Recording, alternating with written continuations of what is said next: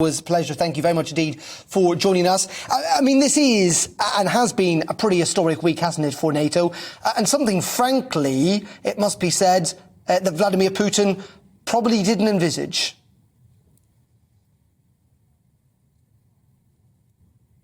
February this year, first of all, he didn't expect that NATO would expand, particularly with Sweden and Finland, and didn't expect that Ukraine would start its accession to the European Union. I think this is a hugely significant day, as you said.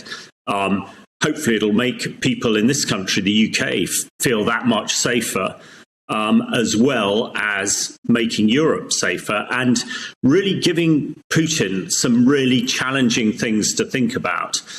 Since he invaded Ukraine in February, he has focused all his forces, all his might in that area. Now he has a huge headache that he's got an 800-mile border in the north with a NATO country, that being Finland. He'd never had to worry about that in the past. And with his forces so thinly stretched, hopefully this might be the catalyst to make him start thinking that actually this illegal invasion is probably something that he now needs to consider in great detail on where to go next. And hopefully, it might get them to the negotiation table rather sooner than if Finland and Sweden had not joined NATO. Buoyed, haven't they, in recent days by the moves, the extension of the forces' incursion in eastern Ukraine. Let's be frank about this. They've made reasonably significant progress, the Russians. That's right. Absolutely. The Russians have made progress and are pushing Ukraine. Ukrainian military forces are trading land for space, if you like, falling back.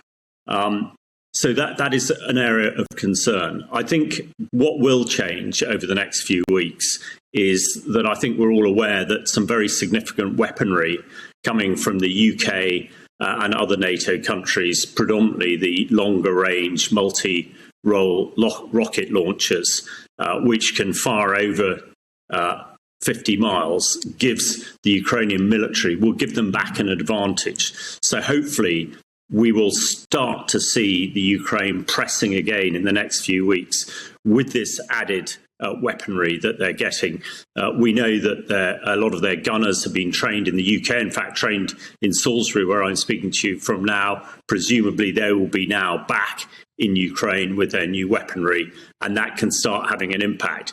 But yeah, there's been a lot of casualties on both sides recently, and we've seen a lot of Ukrainian civilians killed and also a lot fleeing. So it is a fine point that we're on, but this NATO increase with Finland and Sweden, both of which have very sophisticated, very modern and very large militaries, will hopefully start to tip the balance back in favour of NATO and back in favour of the Ukraine people.